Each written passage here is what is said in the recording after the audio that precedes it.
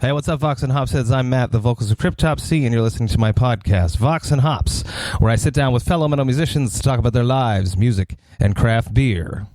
Signs of the Swarm Asia Tour 2020 is just about finished. There are only 3 shows left of this tour. Today they are in Miyagi, Japan. Tomorrow they are in Osaka, Japan. And they finish up on February 23rd in Tokyo, Japan. If you can make it out to one of these shows, you absolutely should. Signs of the Swarm Asia Tour 2020 is proudly brought to you by Slam Man Booking Asia, TM Music, and the Vox&Hops podcast. If you want to grab tickets to this, very easy. You go to a link in the description of this podcast. You follow that link, and you grab yourself some tickets and go out and enjoy some brutal metal in Japan. Devastation on the Nation is less than 2 months away. This year's lineup is absolutely incredible. It is featuring Rotting Christ, Borknagar, Wolfheart, Abigail Williams, and Imperial Triumphant. Devastation on the Nation 2020 is proudly brought to you by Metal Festival Tours, Continental Touring, and the Vox&Hops podcast. You should grab some tickets for these if you already haven't, because some of these shows have sold out. Some of them are close to selling out, and I can guarantee you that more of them are going to sell out. This is a party you do not want to miss. You can get your tickets via the link in the description of this podcast, or you could simply go to metalfestivaltours.com. Speaking of a party you do not want to miss, I have organized some Vox&Hops Devastation on the Nation craft beer parties for the 4 Canadian dates. That is in Vancouver, in Toronto, in Montreal, and in Quebec City. If you want to come to these are going to be pre-parties or after parties. For each of these parties, there is a special brew that has been brewed for the event called Devastation. All information concerning this is available on metalfestivaltours.com and via the link in the description of this podcast, and it is also on all of the Vox&Hops social media pages. You should come out and party, craft beer style, with fellow Vox&Hops heads. The Devastation on the Nation tour members and crew members are going to be there, and for some of these parties, even I'm going to be there. So come out, drink some beers, let's have some fun. Hi, this is Enrico from Hideous Divinity, and you're listening to Vox&Hops. Hey, thank you so much, Enrico. Super great. I got to hang out with you the other day.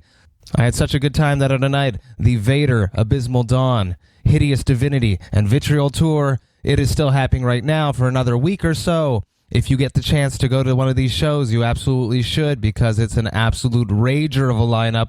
Just unrelenting, vicious, fast, brutal music made by beautiful people, so you should absolutely go out there and try to check it out. Today's episode is partly brought to you by Jacob Maisonneuve, who very graciously donated towards the podcast. I am super blown away. Thank you so much, Jacob, for supporting the podcast. I really appreciate it. If any of you Vox&Hops heads want to be as cool as Jacob, the way to do that is you go to the Vox&Hops website, that's voxandhops.com. And you click on the little button at the top of the website that says donate. And then if you feel comfortable, you can donate some funds towards the Vox&Hops podcast. Everything helps. It is greatly appreciated. There would be no Vox&Hops podcast without you Vox&Hops heads. So this episode is partly brought to you by Jacob. Cheers, Jacob. Thank you so much. I really appreciate it. On today's podcast, I am with one of the most positive people in the world, an extremely talented and amazing drummer in many projects. Here it is. This is Vox&Hops, episode number 111, with Bryce Butler. I warn you, what you are about to hear is very disturbing indeed. Hey, what's up, everybody? Today I'm with Bryce Butler, the drummer of many projects. You are a very busy little man. Trying, man. I said, what bands are you officially in? And you said, hold on, let me check my list.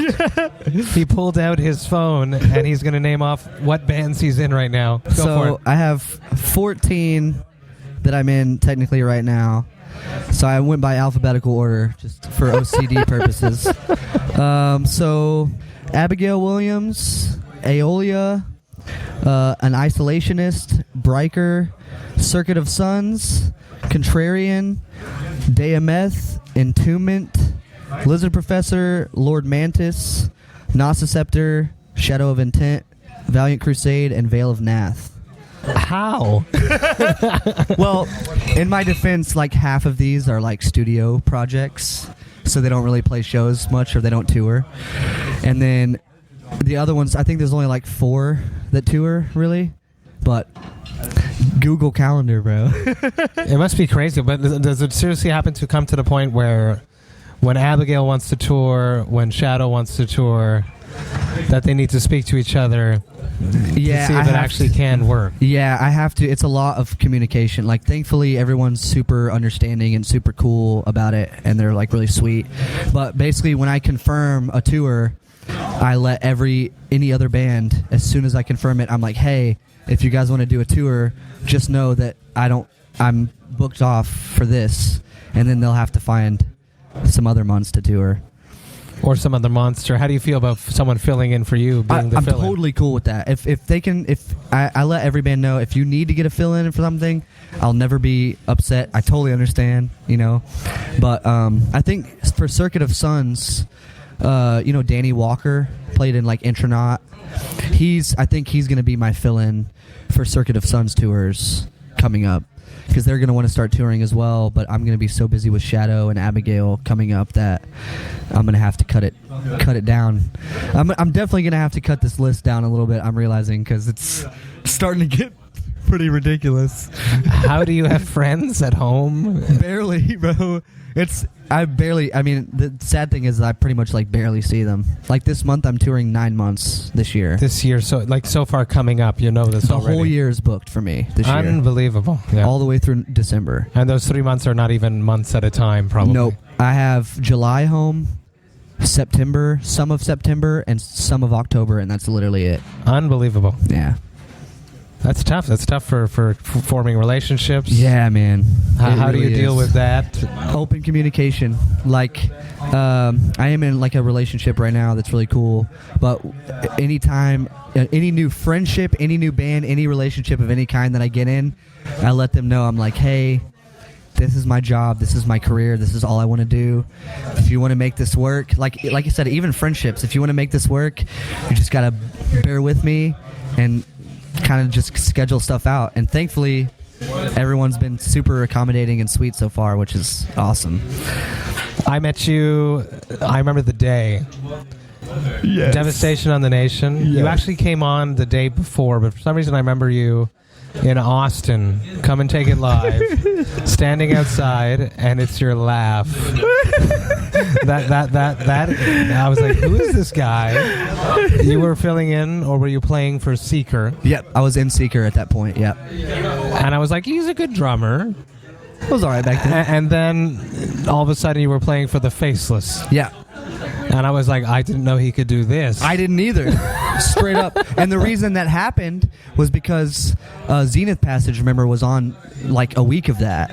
And so Justin McKinney was in the Faceless for 4 years, and he saw me play every night. And then Chasen left to go do Whitechapel, and then they needed a drummer, and he hit me up to try out. And I literally remember being like, You sure? You sure you messaged the right person? Because I don't think I can do this. But how did you learn to go so fast, so fast?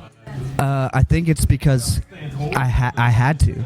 It's been my dream since I've been playing drums since I was 3 years old. Really? Yeah. So there's never been another thought in my mind of what I would do. And I mean, the Faceless was definitely one of my favorite bands. Like, I think like top 10 at least, maybe top 5 back then. And so when he offered me that, I was like, I can't play 250 yet, but I have to try. So ironically, I didn't even really practice. I legitimately just listened. He said he gave me like 3 days. The tryout song was Xenochrist. He was like, can you get it to me within 3 days? I was like, I hope so. And I literally just slammed energy drinks and listened to the song on nothing else. I listened to the song on repeat for 3 days and then slammed energy drinks and just did take after take until I got something that I thought was passable. And then actually I didn't originally get the gig at first. It was down to me and this other guy, James Nurl, who plays for a couple other bands. And the tryout was for Summer Slaughter like 3 years ago. And Sumerian had to pick between the two of us. And they asked for an unedited, unquantized playthrough. Which is the right thing to ask for. Should be normal. And so I sent in, like unedited, one take with the triggers audible just to make sure that it wasn't faking anything. And this kid, he rips, but he sent in like a 3-angle edited, quantized video. And so, of course, Sumerian was like, yeah, this guy. He looks amazing. And then when he got there, he still ripped it, but I guess I don't really know what happened, but they just, after that tour, Justin hit me back up again and was like, hey, would you want to be in the band? And I've lost my shit, man. I don't want to dig into the faceless shit. There's been too much talk about that already. Yeah. Let's let that rest. Yeah. But let's talk about eating ass. Oh, yeah, dude. Large fan. Huge fan, dude. What is this? I've been following you on social media. I've never had the chance to ask you about it. What's up with the eating ass stuff? I don't know. I just tried it a couple... Wow. Oh, so it's a real eating ass. I literally love it. Got it. So Okay. I'm 27 now. I probably ate ass for the first time when I was like 20, 21. Love at first lick, dog. Straight up. Like, ever since then, I was like, yo, this tastes pretty fucking good. This is pretty cool. What's going on here? Big fan. She wins. I win. It's fucking awesome. And then you made shirts. Yes. Which was, the back quote was? The back said, blast fast, eat ass. And I'm actually... So it took me like 3 or 4 months to sell out of those, but I had to I didn't know about on-demand printing yet, so I had to just order, and it was like $1,000, and so I haven't been able to do more. But I just found out about Printful, and Abigail uses it now, and a couple other bands I'm in started using it now, so they don't have to ship their own stuff, and you can put your designs on literally anything. And you don't have to do anything. And the quality is good? It's sick. Absolutely. And you can order. The cool thing is, before you link it up to like a big cartel or something, and you can order samples. That's part of the process is before you even put it in your store, you can order samples to make sure that it turns out how you want. And Abigail actually started doing it. We're doing it for Devastation of the Nation this year. We ordered our merch from Printful for this. And it literally, the Printful merch turned out better than the merch guy we went to for our last tour. So I'm going to do that for the Blast Fast Eat Ass stuff. Dude, I'm going to make fanny packs now. Everything. I'm going to do everything. Fuck it. Everything. Fuck it. Why not? Should do like a face guard. The you know when you're sick there? Yes, dude. I got a couple ideas. It's going to be fucking ridiculous. I'm excited. You're also a very positive person on social media. Yes. Where does that come from? How do you find the positivity? It's just... So... I was married from 20 to 22. Wow. And it was a very rough time for me. Probably like the lowest. That whole thing was probably like one of the lowest points in my life. And so it was I wouldn't trade it for anything. It was a great learning experience. But ever since then, I was surrounded by a bunch of negative people, and I had no idea I was playing in one band. I didn't have a true vision. I was very distracted, and ever since then, everything has just been so much better than that. So every day when I wake up, I'm just grateful to be alive, and I'm grateful that my life is never going to be how it was. So it's honestly easy to be positive now because I literally get to do what I've wanted to do since I was a child. So every day is just like a gift. And every day when I get to wake up and I'm like, yo, you get paid to fucking play drums, dude. And see places I never thought I'd get to see. It's honestly almost impossible for me to be in a bad mood at this point, which is really cool. It's a beautiful perspective. Thank you, man.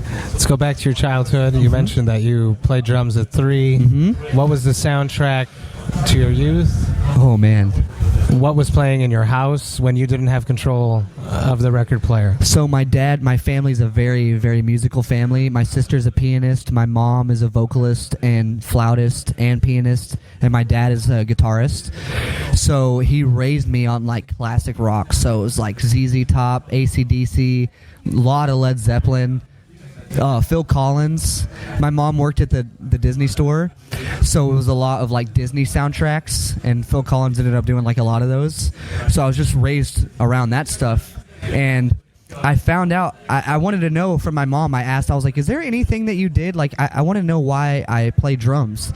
And she told me that she, as soon as she could, she would put headphones on her belly and tap along to the music. Really? So I think that has that's a huge part of why I even play Your drums, rhythm, is because yeah. well, I didn't even know it, and she was like putting rhythm into me, and so it was really cool.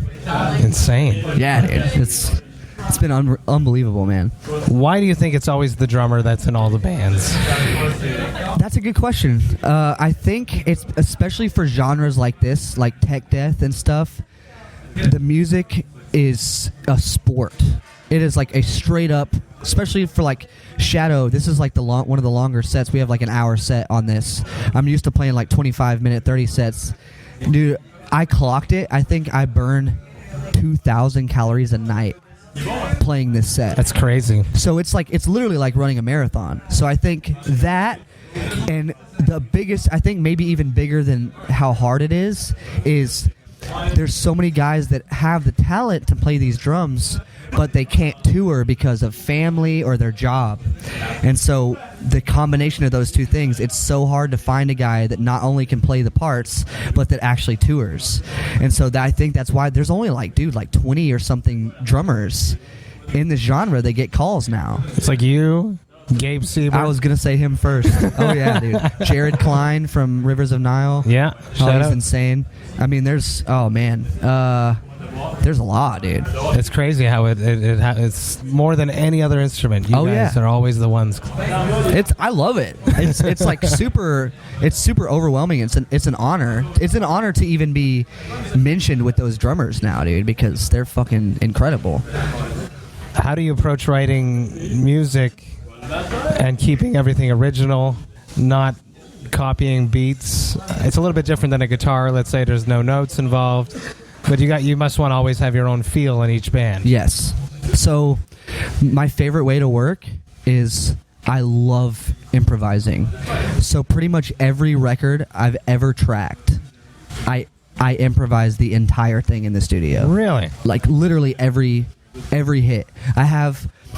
There's some, like half the things I've recorded, I had to learn in the car, never even getting to play the drums until I got in the studio for the first time. And so I almost had no choice but to improvise. And then there's a couple where I had played, like more local bands, I had played the songs live a couple times, so I had an idea of some of the beats I wanted to do, but all the fills and all the accents and everything is just pure feel. Yeah, and I love that and I do it live too, because if you want to listen to the record, you can listen to the record, but I want that energy is everything, man. So I want people to like feel the positivity and the like just the fun in trying different things live, and I want that to translate over a recording as well. I think that's like so cool. Shot of Intent is so intense. When Chris recorded Antoine Baril, he was all he could talk about.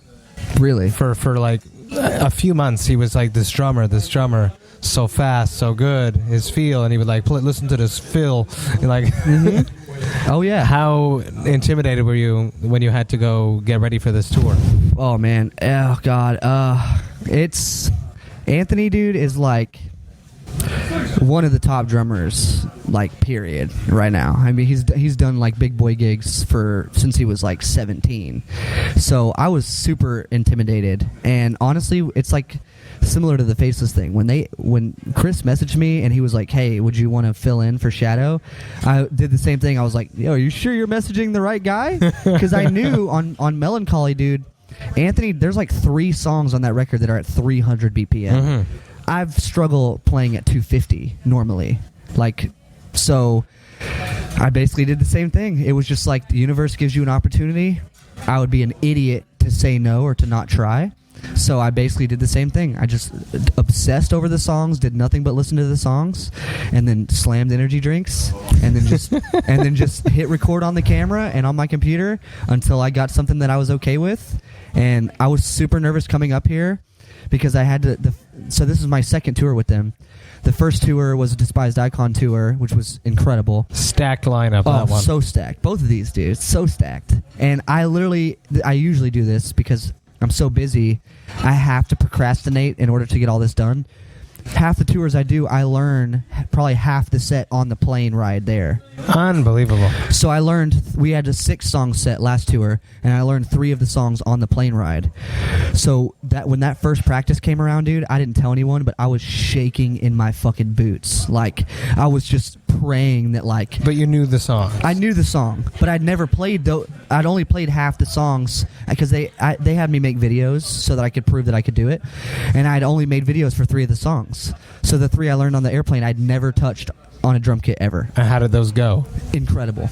we played through the set one time, dude, and everyone looked at me and they were like, wow, so you played that better than our original drummer. And I was like, are you fucking kidding me? Because he was incredible too. And it blew me. I surprised myself. But then ever since then, dude, it has been smooth sailing. Same thing with this tour. We got a 10-song set.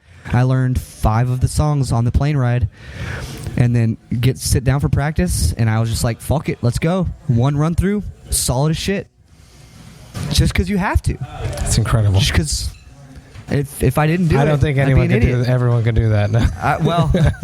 I don't know, but I got no choice. You know what I mean? This is all I've ever wanted to do, man. So how would you explain the hype around Shadow of Intent? Oh, man. Because they just popped. Dude. It's crazy. It is blowing.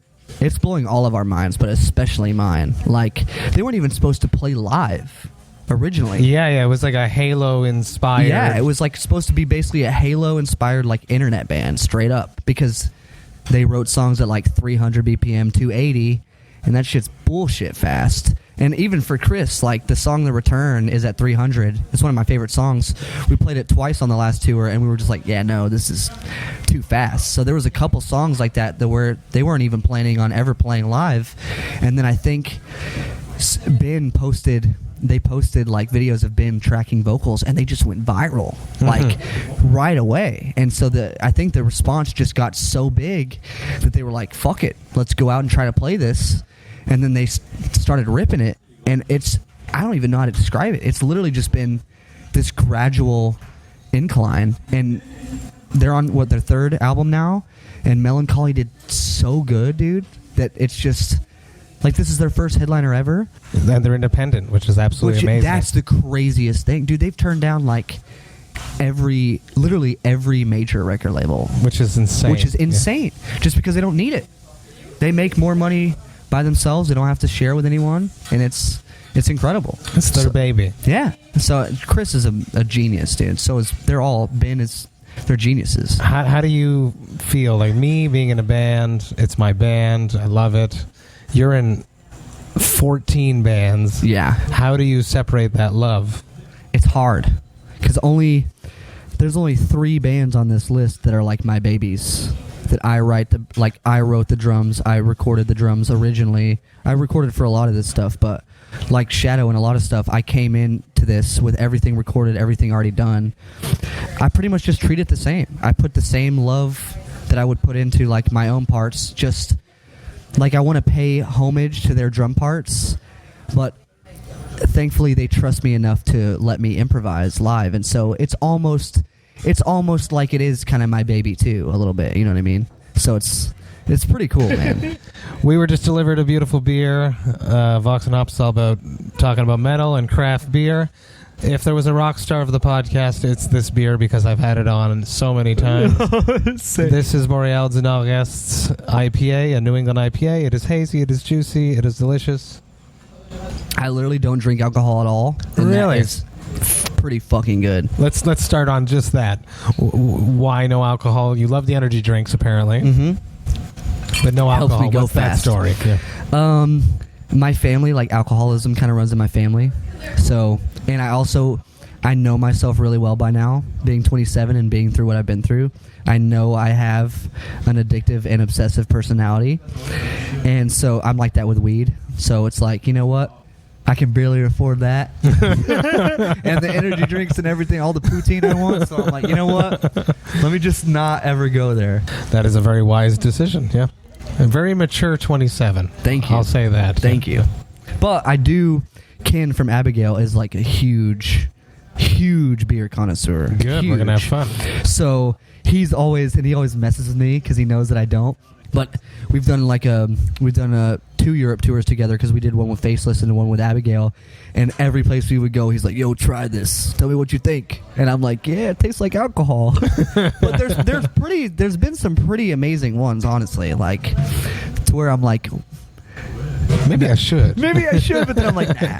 I'll just be a taste tester. That's fine. You definitely won't go fast when you drink beer. That's for sure. I think that's my main concern is I've had one of the number one things I hear from drummers is first thing that goes when you're drunk is your feet. You don't want that. First thing you go is sloppy feet. And with every band I'm in, that's like if anything is sloppy, it can't be that. Mm-hmm. So that's what everyone's listening to. Yeah, exactly. Because triggers, man, you can't hide nothing.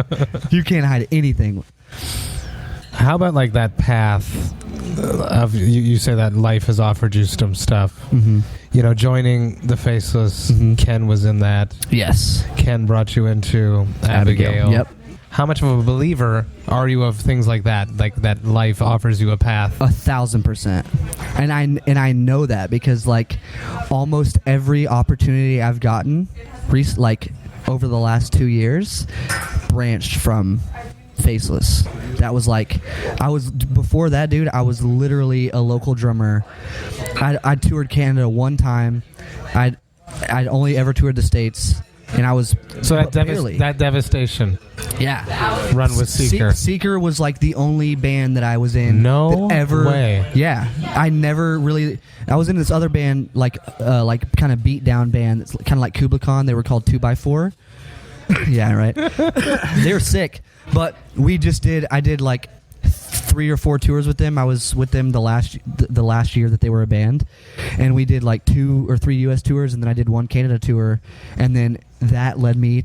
Then on that Canada tour, Seeker hit me up, and then when Seeker hit me up, they were like, "Do you want to join?" And then they pitched to me. They were like, "These are the tours we have coming up," and one of them was Devastation, and then I joined that, and then Justin, and then it's literally been snowball effect. You can like draw the line, dude. Absolutely, and it's incredible. And I think that's another reason why I give like I was raised super Christian and I'm not like that anymore. I just say the universe now. It's apples to apples, it doesn't matter. But for me, I 100% see the universe like giving me these opportunities and like laying out this like spider web kind of thing to where I feel like half the reason I even get these opportunities is because I wake up every day. And like every night I go outside and I look at the sky and I look at the stars and I thank it that I got to wake up today, that I get to play drums for a living, that I have supportive friends, supportive family every day. And I really truly feel like that has most to do with why I keep getting these insane opportunities that I never thought. I think everyone just knows you as like a really positive person on top of being such a solid drummer. That means a lot to me. You don't want to be in a van or in a bus or in anything with a downer. No. It's the worst thing on a tour. Absolutely. And I learned that early. I've been touring for 11 years. I started touring when I was 16. I joined a band on Craigslist, dude. I joined a Christian band on Craigslist because I wanted to tour. And it started, the web started there, dude. And I've done basically van tours, sitting up in the front seat for like the last 9 out of the last 11 years of touring. So everything is sick to me. Everything I get to do is like, oh, this is badass. I can lie down. This is amazing. Straight up, dude. Like Shadow has a Sprinter on this. There's no Ben and his girlfriend built bunks in there, so there's 4 people that can sleep on queen beds in there. It changes everything. I sleep on a bench. But it's amazing. I literally, I'm like, oh, I get to lay down? This is incredible. And there's a bunch of people that would complain about that, but not from where I've been, not from where I come from. It's just like everything is a gift, dude. And I feel like if I keep that up, if I keep up that like gratefulness, it's just going to continue. If you could travel back in time and send yourself young Bryce, not at 3, because you started playing drums at 3, but I got serious at 15. If you could send yourself back, either a live video performance of a band or like a monumental CD that really inspires you to become better now, as you've gotten older, what CD would that be? That I've played on or anything? Anything. Yeah. Something that inspired, maybe that Faceless. Say that one day you'll be able to play this, or... Yeah. I think it would be Planetary Duality, because I remember the first time I heard Planetary Duality, the first song I ever heard was Ancient Covenant. And that song's at 250. I was playing August Burns Red and Mastodon at that point, dude. So I was way down there, And first time I heard that song, I literally busted out. When I heard the double bass part and the blast beat, I literally busted out laughing. Yeah. Because I was like, is this even real? Is this possible? Then the universe fucking slaps me in the face and is like, oh, well, you got to do it now, so here you go. You wanted this, so it's insane. What would be that call from a band that would just blow your mind? The biggest band you can imagine. That dream fill-in job. Who would that be? Honestly, this Shadow for me is that right now, because I never expected this. But like big shit, Meshuggah. Oh shit! Yeah. I know like 40 of their songs. Really? Yeah. I'm a huge fan too. I've literally had the dream like at least 10 times where I'm at a Meshuggah concert in the crowd. Something happens to Thomas, and Jens is like, does anybody in the crowd know any songs? And I fucking sprint and fight my way through that fucking crowd, dude, and I go fill in. It's your rock star moment. Dude, yeah. I've had that dream so many times, so I think easily that would probably be it. Non-metal, though, my favorite band of all time, period, is Circa Survive. Yeah, great vocals. Period. Like, that band has literally saved my life multiple times. So, non-metal would be that band. But that's like very far-fetched. But fuck it. You never know. You never know. I didn't think I'd be this far. How many of these projects are extreme metal versus something like that? They're all metal. It's like one is thrash, two are like genty. It's like it's basically like I pretty much play almost every subgenre of metal right now. That'd be a funny video, actually. Yeah, where we go through the genres of metal and it's all your projects, but you playing. That's actually a good idea. YouTube idea. That is a really good idea. It's mine. No. Damn, that's smart. Vox and Hops inspired. You can take it. Enjoy I'll tag you. Yeah. No problem. Let's talk about that. Your channel. You do the covers of well-known songs, non-metal songs. Yeah, I started doing like theme song videos. Yeah. What did you release recently? Which I've seen, but I can't. It's slipping my mind now. There was like a soundtrack or a theme song there. I did. Oh man, I've done a couple. I did like the Law and Order theme song. I did like Friends, like the Friends theme. It was Friends. Barney. Yep. I did Barney. Like, and I pretty much just choose. I pretty much just choose like, because there's some people that have gotten salty at me doing that because I'm not the first person to do it. So they're like, this isn't your idea. This is unoriginal. But I'm like, hey. Shout out to Samus. Yeah. We're cool now, but he was a little salty at first, which I understand because he's been doing it for years. But I only did it. I'm not trying to do it to get big. My channel's never going to be as big as his or whatever. I'm not worried about that. I literally only want to do the shows that are my heart, like my childhood, my favorite shows. Only the shit that I care about. So I'm not trying to just do like gimmicky stuff or like I only want to do that. So I at least told him, I was like, well, at least there's a little difference here. I'm not trying to steal your thunder at all, but I just want to do the things that were like my favorite shows. Bryce, thank you so much. Sitting down with me, drinking a beer. Even though you don't drink beer, I didn't know that. Had I known that, I would have done something different. Cheers, brother. Thank you so much for having me, man. Appreciate it. Hey, thank you all so much for listening right to the end. You know that I love and appreciate that. I had such a great time sitting down with Bryce. Not only did I have a good time sitting down with Bryce, I was having a bad day, and I edited this podcast, and I immediately just went into a different frame of mind, and I felt that positivity. Not only does it radiate from just him sitting across from him, and the way that he talks to you, and the way that he looks at you, just listening to him speak just radiates positivity. So a huge shout out to Bryce. You have just such a bright future ahead of you. I can't wait to see what you're going to do.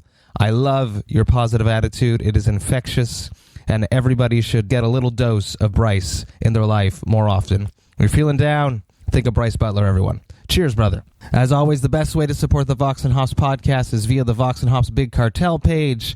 And up there right now, I got the Vox and Hops Enjoy Life Metal and Craft Beer zip-up hoodie. This pre-order is going to be open for another week or two, and then I'm going to close it, and then there is going to be no more zip-up hoodies available for quite some time. So if you want to have a Vox and Hops zip-up hoodie, act now. Don't wait. The link to that is available in the description of this podcast. I hope that you have a great weekend. I hope you have fun. I hope you are responsible. Enjoy yourselves. I hope you have a great week after that, but always remember to enjoy life, metal, and craft beer. Cheers, Vox and Hops heads.